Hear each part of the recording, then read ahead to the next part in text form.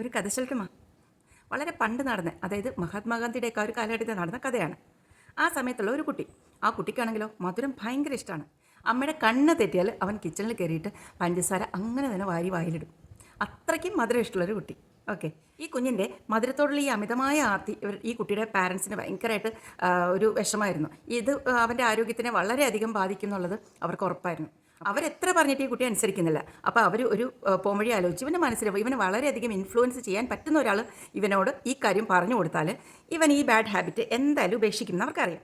അങ്ങനെ ഈ കുഞ്ഞിൻ്റെ അച്ഛൻ ഗാന്ധിജിയുടെ അടുത്ത് ചെന്നിട്ട് ഈ ഒരു വിഷമം പറഞ്ഞു. എങ്ങനെയെങ്കിലും തൻ്റെ മകനെ ഉപദേശിച്ച് ഈ ഒരു ചീത്ത സ്വഭാവം, ഈ മധുരത്തിനോടുള്ള ഈ അമിതമായ ആർത്തി ഉപേക്ഷിക്കണമെന്ന് അവനോട് പറഞ്ഞ് മനസ്സിലാക്കണമെന്ന് ഗാന്ധിജിയോട് ആവശ്യപ്പെട്ടു. അപ്പോൾ ഗാന്ധിജി അച്ഛനോട് പറഞ്ഞു, ഒരാഴ്ച കഴിഞ്ഞിട്ട് നിങ്ങൾ മകനെയും കൂട്ടി വരാൻ പറഞ്ഞു.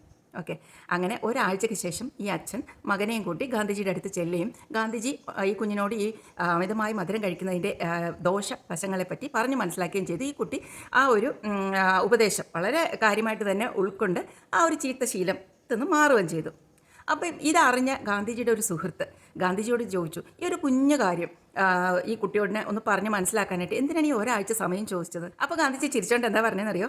ഈ മധുരം അമിതമായി തിന്നുന്നൊരു സ്വഭാവം തനിക്കും ഉണ്ടായിരുന്നു. അപ്പോൾ ഈ ഒരാഴ്ച കൊണ്ട് ആദ്യം ഞാൻ ഈ സ്വഭാവം ഒന്ന് മാറ്റട്ടെ, എന്നിട്ട് വേണ്ടി ഉപദേശിക്കാൻ കുഞ്ഞിനെ. ഇതിന്ന് നമുക്ക് കിട്ടുന്ന പാഠം എന്താ? നമ്മൾ പാരൻസ് എപ്പോഴും കുഞ്ഞുങ്ങളെ അത് ചെയ്യ് ഇത് ചെയ്യുന്നൊക്കെ പറയല്ലേ. എനിക്ക് ഉടനെ ഷീറ്റ് മടക്കി വെക്കണം, ബെഡൊക്കെ നന്നായിട്ട് അറേഞ്ച് ചെയ്യണം, 2 നേരം പല്ല് തേക്കണം, മൊബൈൽ അധികം ഉപയോഗിക്കരുത്, ഒത്തിരി നേരം സ്ക്രീൻ ടൈം ഉപയോഗിക്കരുത്, ഇതൊക്കെ പറയും. അപ്പോൾ നമ്മളെന്താ ചെയ്യേണ്ടത്?